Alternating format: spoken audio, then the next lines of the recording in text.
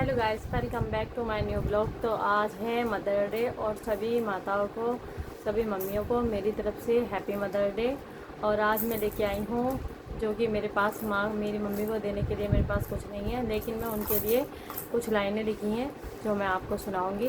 और प्लीज़ मैं अपने भाई बहनों से निवेदन करूँगी कि मेरी मम्मी को ये लाइन ज़रूर सुनाएं, क्योंकि मेरी मम्मी फ़ोन नहीं चलाती है, नहीं वो कीपैड का फ़ोन चलाती है और नहीं वो चलाती है स्क्रीन टच। तो प्लीज़ मेरी मम्मी को ये वाली लाइन मेरी तरफ से मदर डे के उपलक्ष्य में ज़रूर सुना देना। और ये लिखी है मैंने, ये मैं बहुत दिनों से मतलब मैं बोलना चाह रही थी, लेकिन आज मदर डे है, आज मम्मियों का दिन है।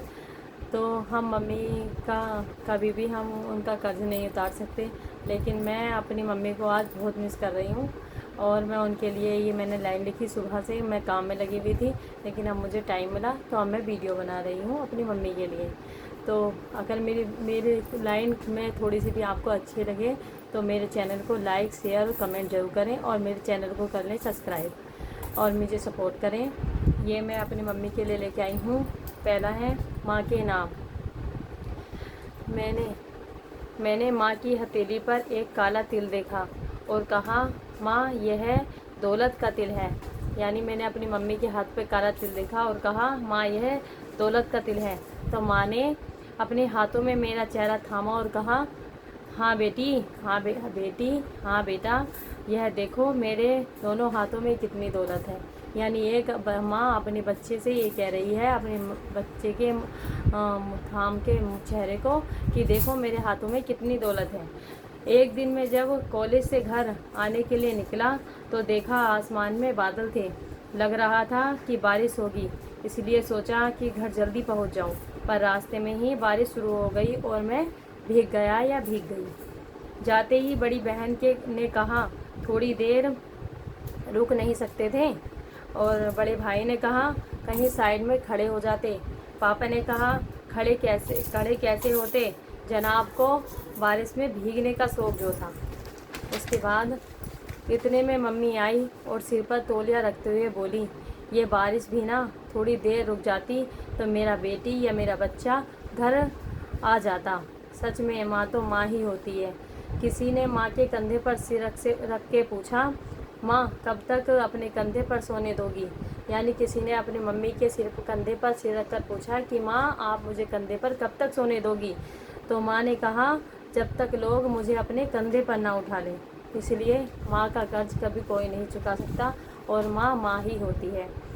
दिन भर के काम के बाद माँ बेटा पूछता है, क्या लाए? बीवी पूछती है, कितना बचाया? पापा पूछते हैं, कितना कमाया? लेकिन माँ पूछेगी, बेटा कुछ खाया? तो ये होती है माँ। जब रोए अगर बेटा तो माँ छुपाती है, बेचैन अगर बच्चा तो माँ ही सुलाती है, खुद गीले में सोती है माँ, सूखे में बेटे को सुलाती है। ये मुझे जब तक इसका अनुभव नहीं हुआ था, जब तक मैं खुद ही मम्मी नहीं बनी थी।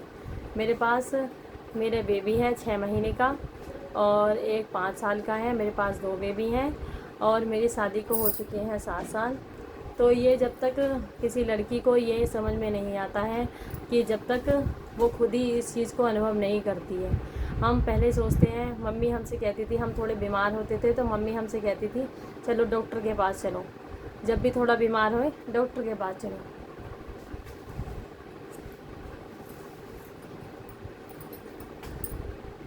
तो मैं इस बात पे बहुत चिढ़ जाती थी कि जब भी तबीयत खराब होती है मम्मी डॉक्टर के पास बोलती है जाने के लिए। तो इसलिए आज मुझे अपनी मम्मी की बहुत याद आ रही है। आइए प्लीज़ मेरी मम्मी को ज़रूर सुना देना। हैप्पी मदर डे सभी मम्मियों को, और सभी जो मम्मी बनने वाली हैं और जो मम्मी हैं और जो बन चुकी हैं पहले, आप सभी को मेरी तरफ से हैप्पी मदर डे। और अपने बच्चों का और अपना खास कर ध्यान रखें ज़्यादा से ज़्यादा। हैप्पी मदर डे फर्स्ट, और मेरे चैनल को सब्सक्राइब, लाइक और शेयर करें। Thanks for watching. Radhe Radhe and again happy mother day. Thank you, thanks for watching, Radhe Radhe, bye.